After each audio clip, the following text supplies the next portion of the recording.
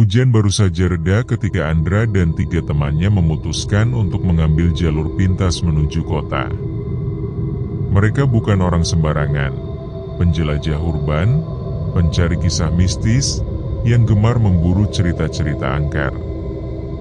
Namun kali ini, perjalanan mereka membawa langkah ke sebuah jalan tua yang sudah ditutup bertahun-tahun. Papan peringatan berkarat masih berdiri. Dilarang masuk. Area terlarang. Tapi papan itu sudah setengah tumbang.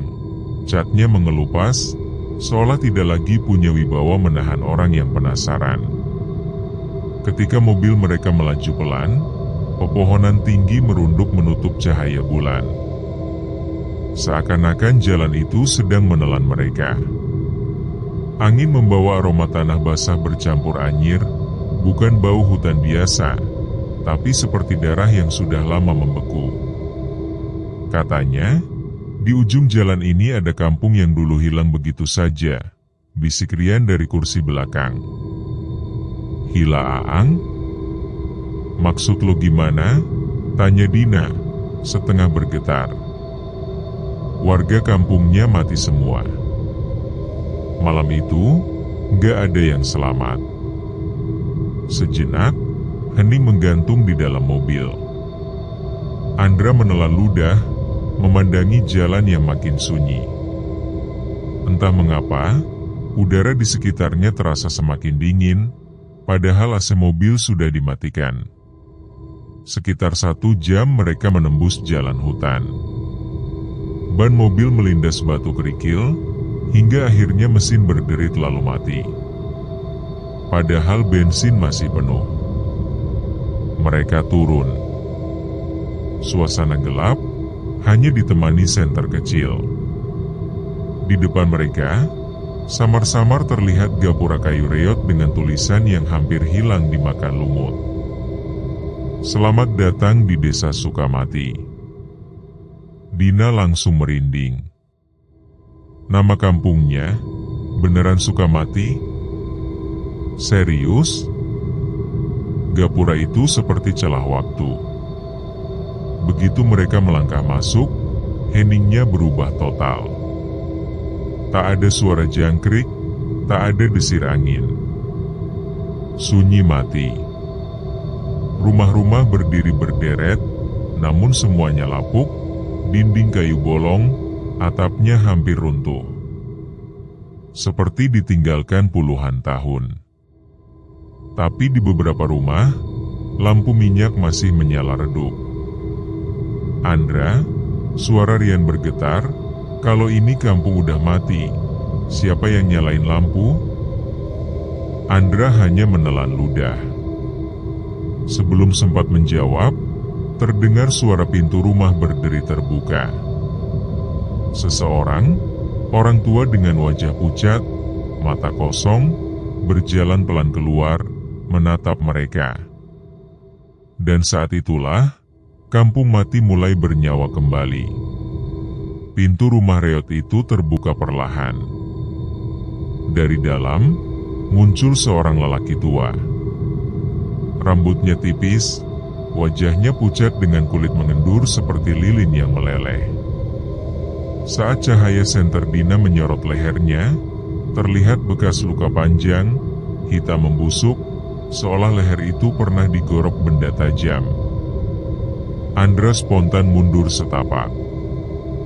Rian membekap mulutnya, takut menjerit. Dina merapat ke tubuh Sari, matanya membesar menahan tangis. Orang tua itu tersenyum kaku, bibirnya pucat kehitaman. Selamat datang, suaranya serak, pecah, seperti bisikan dari tenggorokan yang sudah lama mengering. Sejenak mereka terpaku, tak tahu harus menjawab atau lari. Tapi tiba-tiba, di sepanjang jalan, pintu-pintu rumah lain mulai berderi terbuka satu persatu. Dari setiap rumah, muncul sosok-sosok serupa, laki-laki, perempuan, bahkan anak-anak. Wajah mereka hancur, ada yang matanya bolong, Ada yang dadanya berlubang, ada pula yang kulitnya terkelupas hingga memperlihatkan daging membiru. Langkah kaki mereka serempak, pelan namun pasti, mengitari 4 orang asing yang nekat masuk ke desa ini. "Anjir, ini gila," Rian berbisik, tubuhnya gemetar hebat. Mereka bukan manusia lagi, Endra. Bukan manusia. Andra berusaha mengendalikan napas. Otaknya berpacu mencari logika, tapi logika tak berguna di tempat ini. Yang ada hanya rasa dingin menusuk tulang dan detak jantung yang seakan ingin meloncat keluar. Dari kerumunan itu, suara-suara kecil mulai terdengar, lirih, serak, seperti napas orang sekarat. "Kembalikan kami, temani kami, jangan pergi." Sari tiba-tiba menutup telinganya. Mereka bicara. Endra, mereka bicara. Tapi semakin ia menutup telinganya, semakin jelas suara itu terdengar, seolah langsung berbisik di dalam kepalanya. Andra tahu satu hal, mereka sudah menjadi pusat perhatian. Dan jika terus diam, mereka akan terkepung. "Lari!" teriak Andra akhirnya. Mereka berempat serempak berbalik, berusaha menembus kerumunan warga tak bernyawa itu. Namun langkah kaki mereka terhambat. Suasana seperti melambat, seolah tanah itu berat menahan pijakan mereka. Orang-orang mati itu tidak menyerang. Mereka hanya berjalan, tapi setiap langkahnya terasa seperti mengunci udara, menutup jalan keluar, menekan dada dengan ketakutan yang tak kasat mata. Andra menggenggam tangan Dina, menariknya kuat-kuat. Rian menahan Sari yang hampir jatuh. Satu-satunya arah yang tampak lebih terbuka adalah sebuah bangunan besar di tengah desa. Di atas pintunya, papan kayu tua masih tergantung, Balai Desa Sukamati. Ke sana, Andra menunjuk. Mereka berlari sekuat tenaga, menembus udara pekat yang menyesakkan paru-paru. Saat menoleh sekilas, Andra melihat puluhan pasang mata kosong masih menatap mereka. Namun bibir mereka kini melengkung menjadi senyuman tipis yang terlalu lebar untuk disebut manusiawi. Balai Desa Sukamati tampak lebih kokoh dibanding rumah-rumah lainnya. Meski tetap dikuasai lumut, atapnya miring, dan jendelanya pecah. Pintu kayu berat itu terbuka sedikit, bergoyang tertiup angin dingin yang datang entah dari mana. Andra menendang pintu itu hingga terbuka lebar, dan mereka semua masuk, menguncinya dengan balok kayu yang tergeletak di sudut ruangan. Nafas mereka memburu, keringat dingin membasahi wajah meski udara menusuk sedingin es. Di dalam balai desa, suasana tak kalah menyeramkan. Ruangan itu luas, dipenuhi meja kayu tua, kursi patah, serta lemari arsip berdebu. Di dinding tergantung figura foto-foto hitam putih warga desa. Anehnya, hampir semua wajah di foto itu tercoret kasar, terutama di bagian mata. Dina merapat ke Andra, tubuhnya masih gemetar. "Kenapa? Kenapa mata mereka dicoret, Endra?" Andra menelan ludah. "Entah, mungkin biar roh mereka nggak kembali." Sari berjongkok di dekat meja besar. Di atasnya, berserakan kertas-kertas kuno, sebagian sudah robek. Ia mengambil salah satunya dan membaca dengan suara bergetar. "Larangan bagi siapapun yang masuk ke Sukamati, jangan menyebut kata mati. Jangan pernah menoleh ke belakang jika mendengar panggilan. Jangan menatap wajah mereka terlalu lama." Rian langsung meraih kertas itu dari tangan Sari. Sial, kenapa baru sekarang kita tahu peraturannya? Ia meremas kertas itu dengan marah, lalu membantingnya ke lantai. Di luar, suara langkah kaki pelan terdengar semakin banyak. Mereka mengintip lewat jendela pecah. Puluhan warga tanpa nyawa kini berdiri berjajar di alun-alun desa. Diam. Hanya menatap ke arah balai. Seakan sedang menunggu. Andra menahan nafas. Jangan bikin suara, jangan sampai mereka tahu kita di sini. Hening. Hanya suara detak jantung masing-masing yang menggema di telinga mereka sendiri. Namun Dina, yang sejak tadi ketakutan hingga bibirnya gemetar, tanpa sadar berbisik lirih. Ya Tuhan, kampung mati. Kata itu meluncur begitu saja. Dan saat itu juga, dunia berubah. Dari luar balai desa, terdengar jeritan panjang, 100 suara sekaligus, serak, menembus telinga hingga menusuk kepala. Tanah bergetar hebat, kursi-kursi berderak, kaca pecah beterbangan. Andra menoleh pada Dina dengan wajah pucat. Astaga, kenapa kamu sebut kata itu? Warga-warga tanpa nyawa di luar kini bergerak serentak.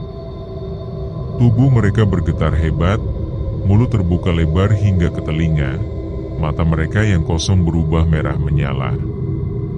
Suara yang keluar dari mulut mereka bukan lagi bisikan, melainkan raungan panjang, seperti hewan lapar bercampur tangisan manusia.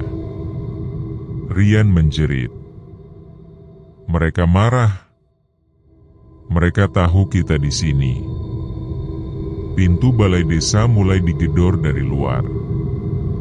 Dentumannya keras, membuat balok pengunci bergetar. Retakan muncul di kayu pintu. Sari jatuh terduduk, menutup wajahnya dengan kedua tangan. Kita nggak akan selamat, kita nggak akan keluar hidup-hidup dari sini. Andra menariknya berdiri dengan kasar. Diam. Jangan menyerah. Selama kita masih bernapas, kita bisa kabur. Tapi suaranya sendiri bergetar. Ia tahu, sesuatu yang jauh lebih gelap daripada sekadar arwah kini terbangun. Dari atap balai desa, terdengar suara gesekan keras. Seperti kuku panjang mencakar kayu. Debu berjatuhan, lalu sebuah bayangan besar merayap di dinding. Tinggi, kurus, kepalanya bertanduk bengkok, matanya merah seperti bara. Bukan lagi sekadar warga mati. Itu adalah sesuatu yang jauh lebih tua, penjaga desa terkutuk ini. Bayangan itu berhenti tepat di atas mereka. Suaranya berat, bergema, seperti datang dari dasar bumi. Satu, harus, tertinggal, dan tiba-tiba, semua lampu minyak di ruangan menyala sendiri. Api kecil menari-nari di udara, menyorot wajah ketakutan mereka berempat. Andra tahu satu hal. Malam ini, salah satu dari mereka tidak akan pernah bisa pulang. Pintu balai desa hampir jebol. Balok kayu pengunci retak, tiap dentuman terdengar seperti palu godam yang menghantam jantung mereka. Warga-warga tanpa nyawa itu meraung, suaranya menyatu menjadi gelombang pekikan yang membuat telinga berdenging. Andra memandang sekeliling dengan panik. Ia harus menemukan jalan lain sebelum pintu itu ambruk. Cepat, cari pintu belakang, serunya. Rian menyorot senter ke arah pojok ruangan. Ada sebuah pintu kecil setengah tertutup. Mereka berlari ke sana, mendorongnya hingga terbuka. Ternyata pintu itu langsung menuju ke gang sempit yang terhubung dengan jalan kampung. Tanpa pikir panjang, mereka keluar, berlari secepat mungkin. Di belakang, terdengar suara pintu balai desa pecah, diikuti jeritan mengerikan warga mati yang kini mengejar. Gang itu membawa mereka ke sebuah bangunan lebih besar dari rumah lainnya, berdiri angkuh meski sudah reot dan lapuk. Gapura kecil di depan pintunya masih terlihat jelas, dengan papan kayu kusam yang bertuliskan Kepala Desa Sukamati. Sejenak, mereka berhenti. Nafas terengah-engah, tubuh bergetar. Rumah kepala desa. Mungkin di sini ada jawabannya, kata Andra sambil menatap pintu besar yang tertutup rapat. Lo gila? Rian membentak. Kita dikejar mayat hidup, dan lo malah mau masuk rumah orang yang jelas-jelas sumber kutukan ini? Andra menatapnya tajam. Kalau kita terus lari tanpa tahu jalan keluar, kita bakal habis juga. Satu-satunya cara adalah tahu apa yang sebenarnya terjadi di sini. Suara raungan makin dekat. Rian menelan ludah, lalu mengumpat pelan. Sial. Oke, cepatlah masuk sebelum mereka nyusul. Mereka mendorong pintu besar itu. Awalnya sulit, seperti ada yang menahan dari dalam. Tapi setelah beberapa hentakan, pintu itu akhirnya terbuka, menebarkan aroma amis bercampur apak, seperti darah basi yang menempel di kayu selama puluhan tahun. Ruangan dalam rumah itu lebih luas, gelap, dan penuh debu. Lampu gantung tua bergoyang perlahan, meski tak ada angin. Di dinding, tergantung foto besar seorang pria berpakaian lurik, berdiri dengan wajah tegas. Matanya hitam kelam, seperti menatap langsung ke jiwa siapapun yang melihat. Di bawah foto itu, sebuah meja kayu besar dipenuhi benda-benda aneh. Kendi tanah liat, dupa yang sudah habis, serta kitab lusuh berkulit hitam. Sari berjalan mendekat, meski tubuhnya gemetar.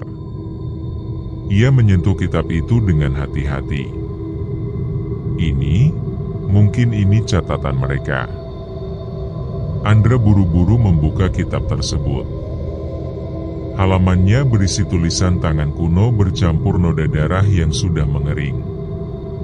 Tulisan itu bergetar di bawah cahaya senter, seperti bergerak pelan-pelan. Andra membaca keras-keras, meski suaranya bergetar. Pada malam ke-13, kami menyerahkan jiwa terakhir. Darah mengalir, namun gerbang tak juga terbuka. Desa ini dikunci. Kami semua ditelan dalam satu malam. Tak seorang pun diizinkan pergi.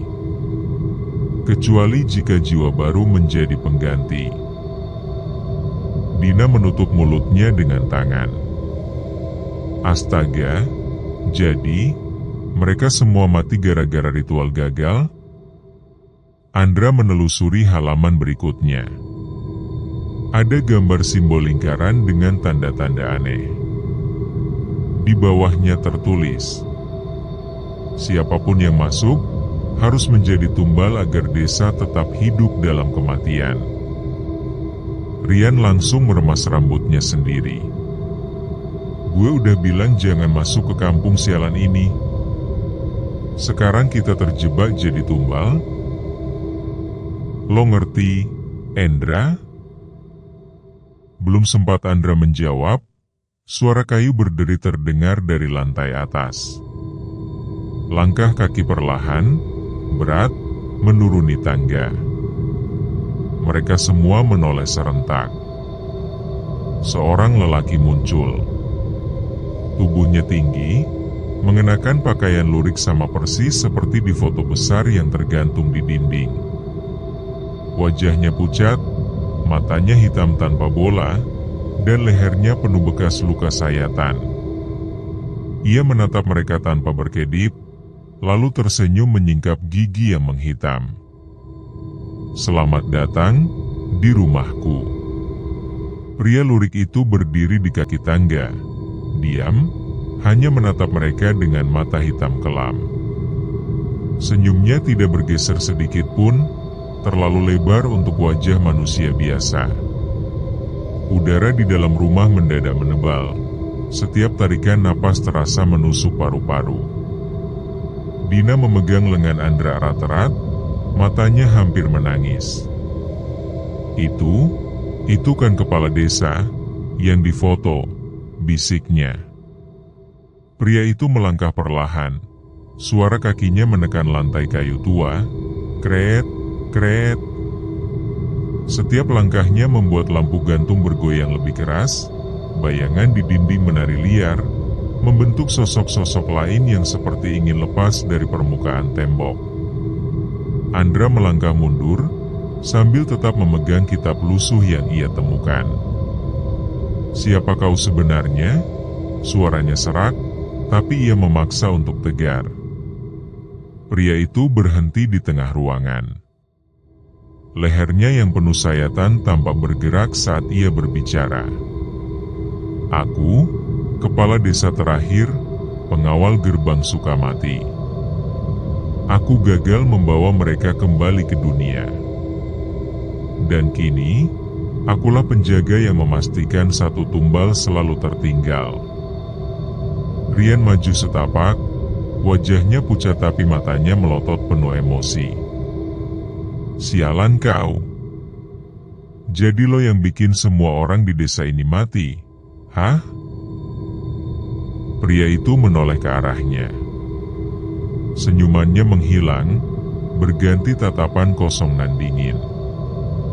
Dalam sekejap, tubuh Rian terpental ke belakang, menabrak lemari hingga kayunya pecah. Ia menjerit, darah mengalir dari dahinya. "Rian!" Sari berlari mendekatinya, mencoba mengangkat tubuhnya. Namun pria lurik itu mengangkat tangan, dan pintu depan rumah tiba-tiba bergetar keras, seperti ada puluhan orang mendorong dari luar. Suara bisikan mulai terdengar lagi, kali ini lebih jelas, seolah tepat di telinga mereka. "Gabunglah dengan kami. Darahmu, gantikan kami. Tinggalkan satu jiwa." Tiba-tiba, lampu minyak di meja menyala sendiri. Api kecil itu menari liar, lalu merambat cepat ke dinding, tapi bukan membakar, melainkan melukis bayangan. Bayangan itu berubah menjadi pemandangan mengerikan. Ratusan orang desa berbaris di alun-alun, tubuh mereka diikat, dan leher mereka disayat satu persatu. Jeritan memenuhi ruangan, meski itu hanya bayangan. Darah mengalir deras, membentuk sungai merah di lantai rumah. Dina menutup telinga dan matanya, tubuhnya gemetar hebat. "Hentikan! Hentikan!" Tapi suara jeritan itu semakin keras. Bukan hanya dari bayangan, melainkan dari luar rumah juga. Jeritan panjang, melengking, bercampur tangisan, teriakan marah, bahkan tawa histeris. Rian yang masih duduk terhuyung menutup telinganya dengan kedua tangan, darah keluar dari hidungnya. "Gue nggak tahan, suara ini masuk ke kepala gue bisa gila." Andra membuka kitab lagi, tangannya bergetar. Di salah satu halaman, tertulis, "Ketika malam penuh jeritan, jangan biarkan api padam. Api adalah satu-satunya yang menahan mereka masuk. Jika api mati, jiwa akan diambil." Andra menatap lampu minyak yang menyala di meja, lalu kembali ke wajah kepala desa. "Ini semua, kau yang mulai. Kau yang korbankan mereka." Pria lurik itu tersenyum lagi. Aku hanya membuka pintu. Mereka sendiri yang melangkah masuk. Tiba-tiba, api di lampu minyak itu bergoyang hebat, hampir padam. Dari celah pintu yang digedor, tangan-tangan pucat mulai muncul, meraba-raba udara. Suara jeritan kini berubah menjadi raungan panjang, memekakan telinga, membuat kaca jendela pecah berhamburan. Sari memeluk Rian erat, menangis keras. Dina terkulai di bahu Andra, hampir pingsan. Andra menggenggam kitab itu kuat-kuat, wajahnya penuh keputusasaan. Kalau api ini padam, kita semua habis. Dan di detik itu juga, lampu minyak meredup, lalu mati. Ruangan langsung diselimuti kegelapan. Kegelapan merayap cepat begitu api padam. Senter yang mereka bawa pun tiba-tiba meredup, seperti baterainya dikuras habis sekaligus.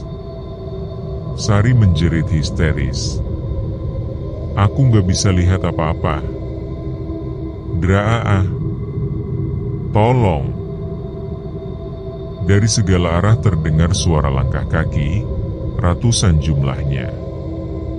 Lantai kayu berderit, tembok bergemuruh, jendela dipukul dari luar. Bukan hanya suara, tapi tangan-tangan dingin mulai menjulur dari celah lantai, dari retakan dinding, bahkan dari udara gelap di sekitar mereka. Rian, yang masih berlumuran darah di kening, menepis tangan-tangan itu sambil berteriak, "Mereka masuk! Mereka semua masuk!" Andra merangkul Dina yang sudah setengah pingsan, matanya menatap gelap pekat di sekelilingnya. Lalu ia mendengar suara berat, bergema, seperti datang dari bawah tanah. Satu harus tertinggal. Suara itu mengguncang dada mereka. Sari langsung menangis, tubuhnya gemetar hebat. Apa maksudnya? Siapa yang harus tertinggal? Aku nggak mau, Endra. Aku nggak mau. Bayangan kepala desa muncul kembali, lebih jelas dari sebelumnya. Sosok itu kini melayang di udara, tubuhnya remuk, lehernya setengah terputus, namun matanya menyala merah. Ia menunjuk dengan jari panjang yang hitam membusuk ke arah mereka. Pilih, atau kami akan ambil kalian semua. Hening sejenak. Suara raungan warga mati di luar semakin keras, mendesak, seakan memberi waktu yang semakin sedikit. Andra memejamkan mata, otaknya berpacu. Jika mereka tidak memilih, mereka semua akan habis. Tapi bagaimana mungkin ia harus memilih salah satu temannya sebagai tumbal? Rian tertawa pahit di tengah tangis dan rasa sakitnya. Jadi itu aturannya. Hah? Salah satu dari kita harus mati biar yang lain bisa keluar? Ia menatap Andra dengan mata merah berair. Kalau gitu, lo aja yang dipilih, Endra. Lo yang ngajak kita ke sini. Lo yang bawa kita masuk ke neraka ini. Andra nggak salah. Sari memeluk Rian erat, mencoba menahannya. Dia cuma pengen tahu. Jangan salahin dia. Rian mendorong Sari kasar. Kalau dia nggak maksa, kita nggak bakal di sini. Gue udah bilang dari awal jalannya aneh. Tapi dia ngeyel. Jadi biar dia yang bayar. Andra terdiam, wajahnya pucat. Kata-kata Rian menancap tajam, tapi ia tak sanggup membela diri. Sebab jauh di dalam hatinya, ia tahu Rian benar. Dina yang setengah sadar tiba-tiba berbisik lirih, suaranya serak. Aku aja, aku udah capek. biar aku yang tinggal. Andra langsung menoleh padanya, mengguncang bahunya. Jangan ngomong gitu. Lo gak boleh nyerah, Dina. Kita bakal keluar sama-sama, gue janji. Namun kepala desa kembali tertawa. Suaranya serak, memecah hening. Waktu hampir habis. Satu jiwa, atau semua akan menjadi milik kami. Lantai rumah bergetar. Dari retakan kayu, darah kental mulai merembes keluar, menggenang hingga menutupi kaki mereka. Wajah-wajah busuk muncul dari genangan itu, meraih kaki mereka, menarik dengan paksa. Sari menjerit sekencang-kencangnya, suaranya parau. Draa, kita harus pilih. Kita harus pilih sekarang. Andra menggertakkan gigi, matanya penuh air. Dalam hatinya, ia merasa hancur. Bagaimana mungkin ia harus mengorbankan salah satu dari mereka? Tapi jika tidak, mereka semua akan mati, tertelan desa kutukan ini. Ia menatap satu persatu wajah temannya. Rian yang marah, Sari yang menangis, Dina yang pasrah di pelukannya. Tangan-tangan busuk itu semakin kuat menarik, darah makin tinggi, suara raungan makin keras. Sementara kepala desa melayang lebih dekat, wajahnya makin jelas, senyumnya merentang hingga telinganya. Pilihlah tumbal kalian. Andra tercekat di tempatnya. Tangan Dina yang dingin masih dalam genggamannya, tubuh Sari bergetar hebat di sampingnya, dan Rian berdiri dengan napas terengah penuh amarah. Darah terus merembes dari lantai, menggenang hingga setinggi mata kaki. Bau busuk menusuk hidung, begitu pekat hingga membuat mereka hampir muntah. Kepala desa itu melayang makin rendah. Dari mulutnya yang robek, keluar suara geraman berat. Kuburan menunggu, jiwa siapa yang akan kami ikat? Tiba-tiba, seluruh rumah bergetar keras. Lantai kayu terbelah, menyisakan lubang besar menganga di tengah ruangan. Dari dalamnya keluar asap hitam pekat, bersama jeritan-jeritan ribuan suara, seperti tangisan orang yang dikubur hidup-hidup. Andra menatap lubang itu, dan seketika pandangannya terisi oleh bayangan lain. Ia melihat tanah lapang di luar sana, tak jauh dari rumah ini, yang ternyata adalah kuburan massal. Ratusan mayat warga kampung dibuang begitu saja di sana, sebagian masih dalam keadaan utuh, sebagian lagi setengah hancur. Dan setiap kali ada pengunjung yang datang, satu jiwa baru harus ditambahkan agar mereka tetap bisa hidup dalam kegelapan. Andra, suara Dina lirih, nyaris tenggelam dalam hiruk-pikuk jeritan itu. Aku bisa merasakannya. Mereka semua terjebak di sini. Mereka lapar. Mereka butuh darah. Sari menutup telinganya keras-keras, berlutut sambil menangis. Aku gak tahan. Suaranya masuk ke kepala aku. Rian, dengan wajah putus asa yang dipenuhi kebencian, menunjuk Andra lagi. Lo lihat kan? Lo yang bikin kita kesini. Kalau ada yang harus jatuh ke neraka itu, harusnya lo, Andra. Lo tumbalnya. Biar kita bisa keluar hidup-hidup. Andra tercekat, tapi sebelum ia sempat menjawab, lubang itu menghisap udara dengan kuat, seperti pusaran. Asap hitam menjulur seperti tentakel, melilit kaki mereka satu persatu.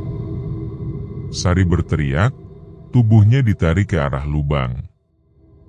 Andra berlari meraih tangannya, menahan dengan sekuat tenaga. "Bertahan, Sar. Jangan lepasin gue." Namun semakin lama, tenaga yang menarik lebih besar. Tentakel asap itu dingin, licin, dan berdenyut seperti hidup. Dari dalam lubang, wajah-wajah busuk muncul bergantian, membuka mulut lebar seolah ingin menelan mereka. "Satu," suara gaib bergema. "Satu jiwa untuk 1000. Rian menatap lubang itu, lalu menoleh ke Andra dengan mata liar. "Kalau lo nggak mau milih, gue yang bakal milih." Dengan dorongan nekat, Rian mendorong tubuh Dina ke arah lubang yang menganga. Dina menjerit, tubuhnya nyaris terlepas dari genggaman Andra. "Rian!" teriak Andra marah, matanya membelalak. Ia berusaha menarik Dina kembali, sementara Rian menekan dengan paksa. Sari hanya bisa menjerit histeris, tangannya gemetar mencoba menolong. Tangan-tangan busuk dari dalam lubang sudah hampir meraih tubuh Dina. Wajah-wajah hancur di dalam pusaran itu membuka mulut lebar, menunggu mangsa barunya. Dan di antara jeritan itu, bayangan kepala desa semakin besar, menunduk ke arah mereka dengan senyum penuh kemenangan. "Pilihlah, sebelum semuanya ditelan kuburan massal." Tubuh Dina setengah menggantung di udara, separuh ditarik pusaran lubang yang menganga, separuh lagi ditahan erat oleh Andra. Nafasnya terputus-putus, wajahnya pucat pasi, matanya dipenuhi air mata. "Endra, jangan lepasin aku. Tolong." Suaranya serak, hampir tak terdengar di tengah hiruk-pikuk jeritan roh-roh. Andra berjuang mati-matian, otot lengannya seperti mau robek. "Gue gak akan pernah lepasin lo, Din. Pegang gue kuat-kuat." Namun dari belakang, Rian justru mendorong lebih keras, kedua tangannya menekan bahu Dina. Wajahnya penuh amarah bercampur rasa takut. "Lepasin dia, Endra. Dia tumbalnya. Kalau enggak, kita semua mati," teriaknya. Sari berteriak histeris, menarik baju Rian dari samping. "Jangan, Rian. Jangan. Lo udah gila. Dia teman kita. Justru karena dia teman kita harus pilih satu." Rian mendorong lebih keras, membuat Dina semakin dekat dengan lubang neraka itu. "Kalau enggak, kita semua ikut mati. Gue gak mau mati di sini, Sar. Lo mau?" Andra mendesis marah, matanya memerah karena tenaga yang terkuras. "Lo pengecut, Rian. Kalau lo emang berani, kenapa gak lo sendiri yang jadi tumbalnya?" Rian menoleh ke Andra, matanya penuh kebencian bercampur keputusasaan. "Gue gak bisa, Endra. Gue gak siap mati." Tiba-tiba, tentakel asap hitam yang melilit kaki mereka makin kuat, seolah menunggu keputusan. Suara gaib itu kembali bergema, mengguncang rumah rapuh di sekeliling mereka. Satu harus dipilih. Waktunya habis.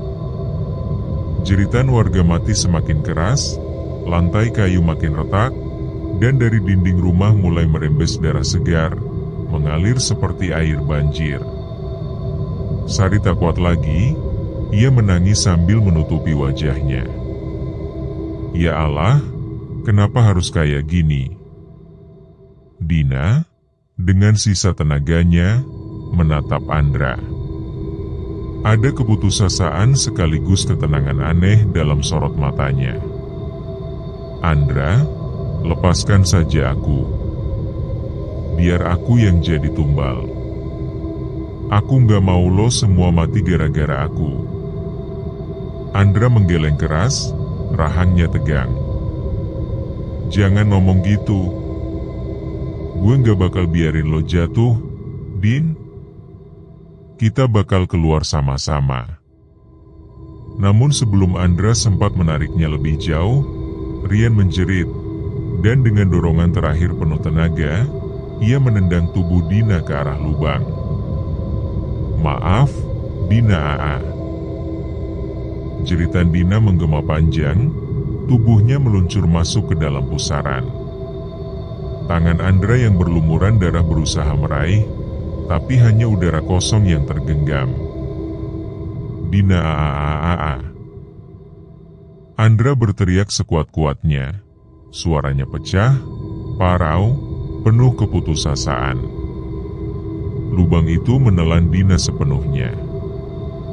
Tentakel asap hitam melepaskan lilitannya dari kaki mereka, seolah puas.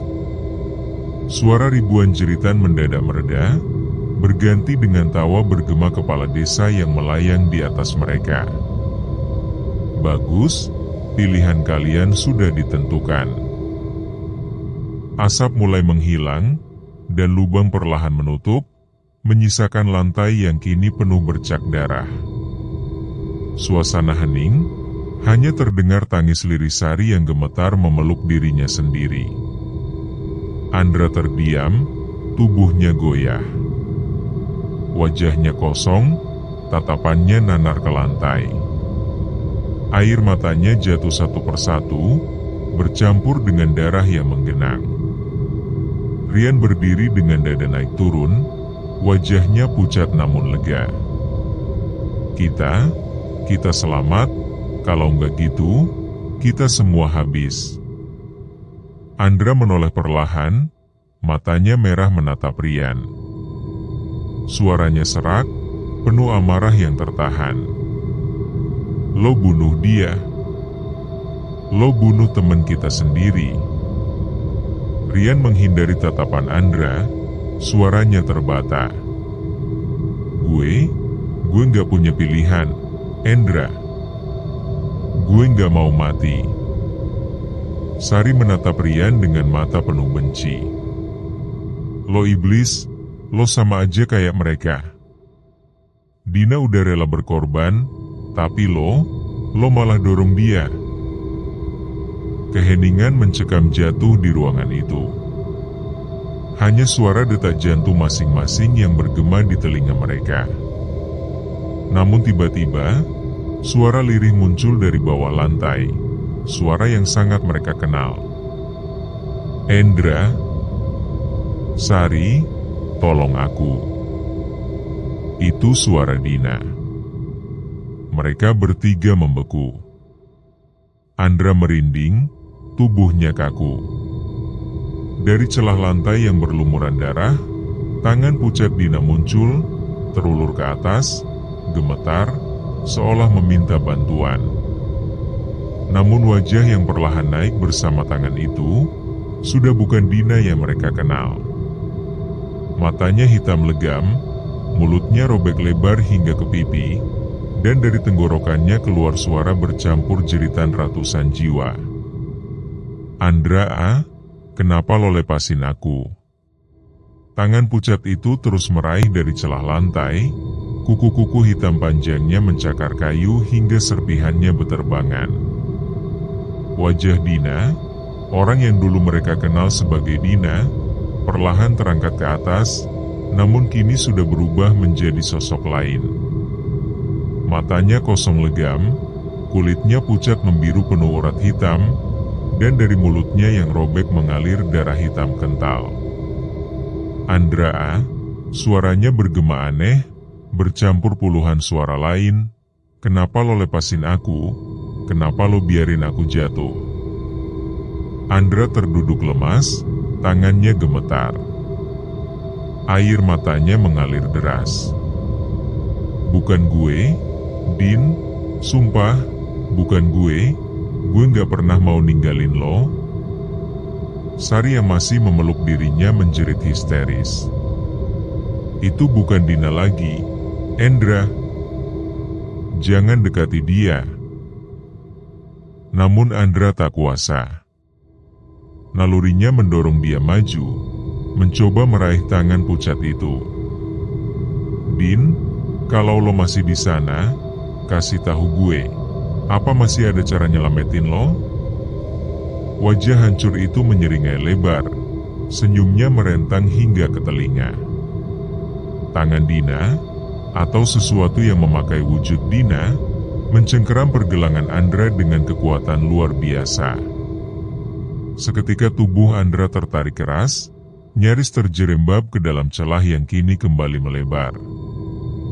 Rian, yang tadi hanya berdiri membisu, langsung berlari menarik Andra. Endra, lepasin. Itu bukan dia. Mereka berdua berebut, Andra ditarik dari satu sisi, sementara Dina menarik dari sisi lain. Lantai kayu terus retak, darah makin deras mengucur, dan jeritan ribuan roh kembali memenuhi ruangan. Kepala desa muncul lagi, kini sebesar ruangan itu sendiri, menatap mereka dengan mata api merah. Pilihannya sudah dibuat. Namun yang hidup tidak akan pernah benar-benar bebas. Seketika seluruh rumah runtuh. Atap kayu ambruk, dinding pecah berhamburan, dan mereka bertiga, Andra, Sari, Rian, terlempar ke tanah becek di luar. Dan di hadapan mereka, terlihat jelas kuburan massal yang tadi hanya bayangan kini nyata di depan mata. Tanahnya bergelombang, tangan-tangan busuk menjulur dari bawah, wajah-wajah setengah hancur muncul sambil merintih, memanggil mereka satu persatu. Sari menjerit sambil mundur. Ya Allah, jangan biarin mereka dekat. Andra berdiri goyah, menatap ngeri. Mereka semua korban, orang-orang yang dibantai di sini. Rian panik, wajahnya basah oleh keringat dingin. Kita harus lari. Kita harus keluar dari desa ini. Namun jalan keluar tak lagi ada. Hutan di sekitar mereka berubah jadi dinding kabut hitam pekat, berputar seperti pusaran tak berujung. Dari kabut itu terdengar suara-suara, tangisan, tawa, bisikan nama mereka.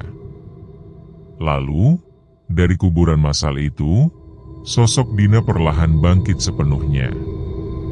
Tubuhnya compang-camping, wajahnya hancur, namun matanya menatap lurus pada Andra. Andra, ikut aku, selamanya di sini. Ia berjalan tertatih, namun setiap langkahnya membuat tanah berguncang.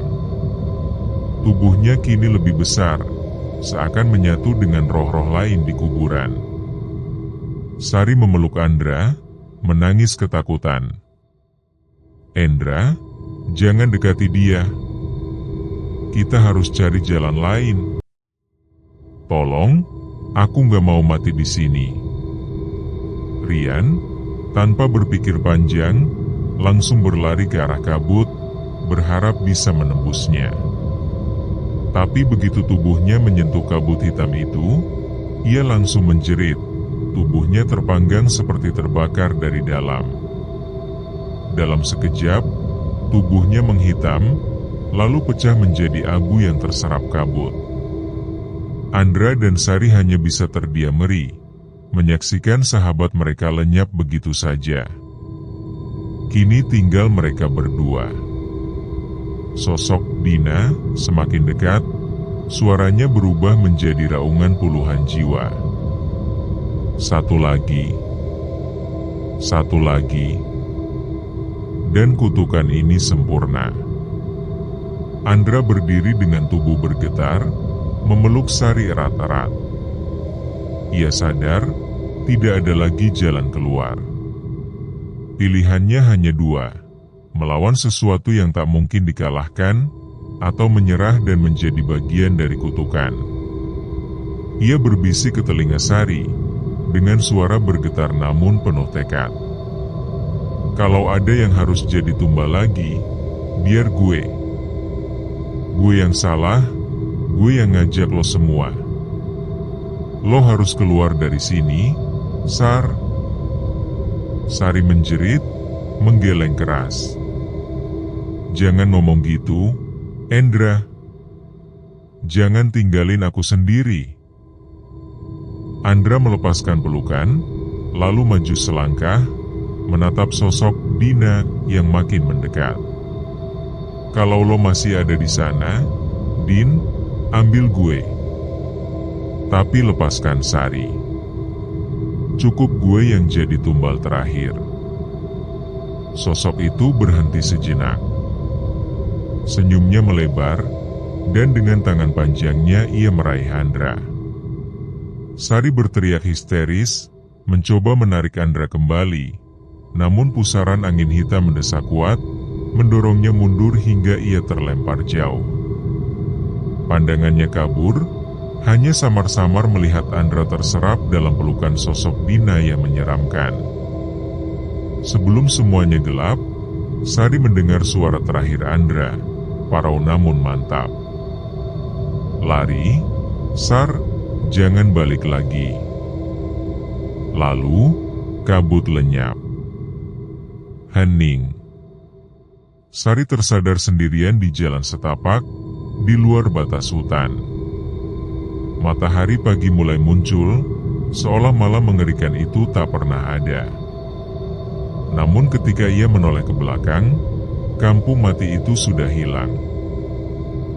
Hanya terdengar suara samar dari kejauhan, suara yang membuat bulu kuduknya berdiri, tawa Andra, bercampur tangisan Dina, dan jeritan ratusan jiwa lain yang terkubur selamanya di sana.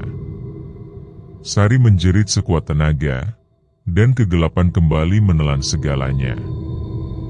Pagi hari, sinar matahari menembus kabut tipis yang menggantung di lembah. Jalan setapak menuju kampung itu terlihat sepi, seolah tak ada yang pernah melintas. Rumput liar tumbuh lebat, menutup jejak-jejak kaki yang semalam berjuang melawan maut. Sebuah mobil patroli desa berhenti di ujung jalan. Dua petugas turun, heran melihat kabut pekat yang enggan sirna meski matahari sudah tinggi. Katanya ada rombongan anak muda yang masuk ke kampung ini semalam, tapi sampai sekarang belum balik, ucap salah satu petugas dengan nada ragu. Yang lain hanya menggeleng, wajahnya pucat. Kampung ini sudah lama dikosongkan. Kalau mereka beneran masuk, berarti mereka nggak akan pernah pulang. Angin berhembus, membawa suara lirih dari dalam kampung. Suara tawa, tangis, dan jeritan yang bercampur menjadi satu. Dan di salah satu jendela rumah Reyot, bayangan wajah Dina terlihat menatap keluar. Senyumnya pucat, matanya kosong, tapi jelas sekali, ia kini bukan lagi manusia. Kampung itu tetap diam, tetap menunggu. Karena selalu akan ada yang datang, dan selalu akan ada yang tertinggal.